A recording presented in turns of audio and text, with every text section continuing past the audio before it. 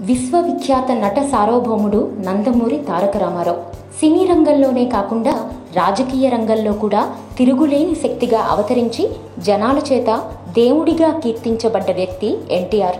సిద్ధాంతాలకు మారుపేరుగా నిలిచిన ఎన్టీఆర్ షూటింగ్ టైంతో పాటు ఆహారపు అలవాట్ల విషయంలో కూడా ప్రత్యేకంగా ఉండేవారట.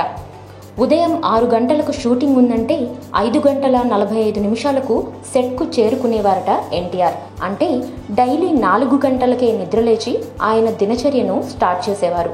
షూటింగ్స్, పాలిటిక్స్లో ఎంత బిజీగా ఉన్నప్పటికీ ఆహారపు అలవాట్ల విషయంలో మాత్రం అస్సలు రాజీ పడేవారు కాదట.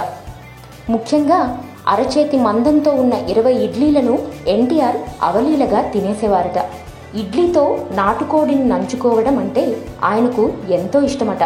అయితే 20 ఇడ్లీలను ఒకేసారి తినకుండా ఉదయం టిఫిన్ చేసేటప్పుడు 10-15 ఇడ్లీలు తింటే తరువాత మధ్యలో గ్యాప్ వచ్చినప్పుడు 5 నుండి 6 ఇడ్లీలు తినేవారట. ఇకపోతే ఎన్టీఆర్ వరుస సినిమాలు చేస్తున్న సమయంలో చాలా కష్టపడ్డారట. ఒక రోజుకు 3 షిఫ్ట్ల చొప్పున పనిచేసేవారట. ఒకేసారి 2 సినిమాల షూటింగ్లో కూడా పాల్గొనేవారట. అంత బిజీ షెడ్యూల్ సమయంలో కూడా షూటింగ్ గ్యాప్లో ఫుడ్ గురించి డిస్కషన్స్ జరిగేవట.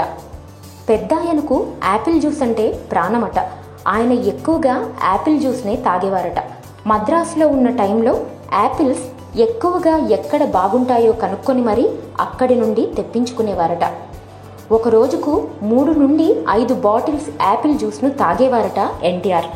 సమ్మర్లో ఇక ఈ కోట కాస్త పెరిగేదట. ఎక్కడ వెళ్ళినా, ఎంత మారుమూల షూటింగ్ జరిగినా ఇవి మాత్రం తప్పకుండా తన వెంట ఉండాల్సిందే. ఇక సమ్మర్ వస్తే ఆయన ఆహారపు అలవాట్లలో కొన్ని కొత్తగా చేరేవట. ముఖ్యంగా ఎండాకాలంలో 2 లీటర్ల బాదం పాలు కూడా తీసుకునేవారట. మధ్యాహ్నం భోజనం తరువాత జ్యూస్లో గ్లూకోజ్ వేసుకొని తాగేవారట. సాయంత్రం సమయంలో స్నాక్స్గా బజ్జీలు తినడం ఎన్టీఆర్కు అలవాటట. అలాగే డ్రై ఫ్రూట్స్ను కూడా ఎన్టీఆర్ ఎంతో ఇష్టంగా తినేవారట. దానివల్ల అలసట రాదని కో ఆర్టిస్టులకు, తన స్నేహితులైన హీరోలకు సలహాలు కూడా ఇచ్చేవారట. ఇక సీనియర్ ఎన్టీఆర్ భోజనంలో 2-3 రకాల కూరలు, పెరుగు, నెయ్యి ఖచ్చితంగా ఉండాల్సిందే అని చెబుతారు. నాన్ వెజ్ అంటే ఆయనకు మహాప్రీతి.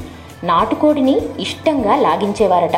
మంచి బియ్యంతో చేసిన అన్నం, కోడి కూర, పెరుగు, వెజ్లో అయితే చారు, అప్పడం ఆయన మెనూలో ఉండాల్సిందేనని చెబుతారు. అయితే ఎన్టీఆర్ కొత్త ప్రాంతానికి వెళ్తే అక్కడి రుచులను కూడా ఆస్వాదించేవారట. ముఖ్యంగా రాజకీయాల్లోకి వచ్చిన తరువాత చైతన్య యాత్రల్లో ఆయన ప్రజలతో మమేకమయ్యారు. ఎక్కడ టైం దొరికితే అక్కడ ఏదుంటే అది తినేసేవారు.